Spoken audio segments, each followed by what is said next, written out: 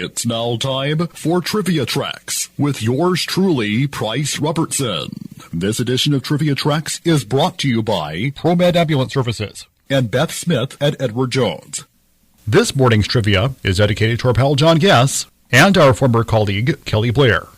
For those of us history junkies like myself, fact-checking is a very important thing to do. It can be conducted before or after the text or content is published or otherwise disseminated. Internal fact-checking is such checking done in-house by the publisher to prevent inaccurate content from being published. When the text is analyzed by a third party, the process is called external fact-checking. Research suggests that fact-checking can indeed correct perceptions among citizens, as well as discourage politicians from spreading false or misleading claims.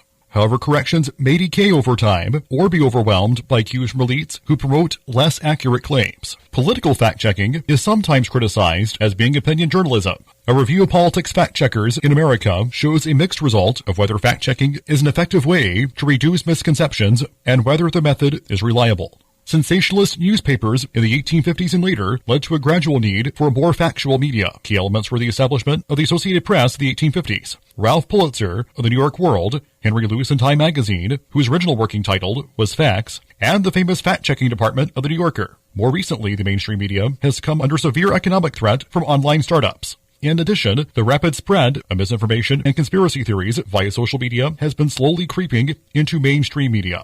One solution is for more media staff to be assigned a fact-checking role, as for example, the Washington Post. Independent fact-checking organizations have also become prominent, such as PolitiFact. In regard to the different types of fact-checking, anti-hoc fact-checking aims to identify errors so that the text can be corrected before dissemination or perhaps rejected. Post-hoc fact-checking is most often followed by a written report of inaccuracies, sometimes with a visual metric provided by the checking organization. Several organizations are devoted to post-hoc fact-checking. Examples include factcheck.org and the aforementioned PolitiFact in the U.S. and FullFact in the U.K. External post-hoc fact-checking organizations first became prominent here in America in the early 2000s. The concept grew in relevance and spread to various other countries during the 2010s. In fact, during the latter decade, particularly following the 2016 election of Donald Trump as president, fact-checking gained a rise in popularity and spread to multiple countries, mostly in Europe and Latin America. However, the USA remains the largest market for fact-checking.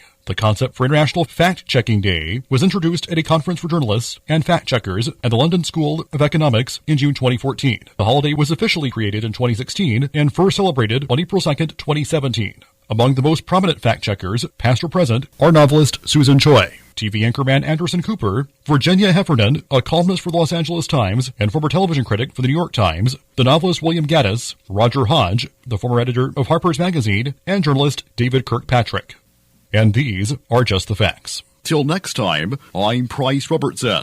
Amazed by today's trivia? Then join me for Trivia Tracks weekdays at 6:45 on Everybody's Country Y95.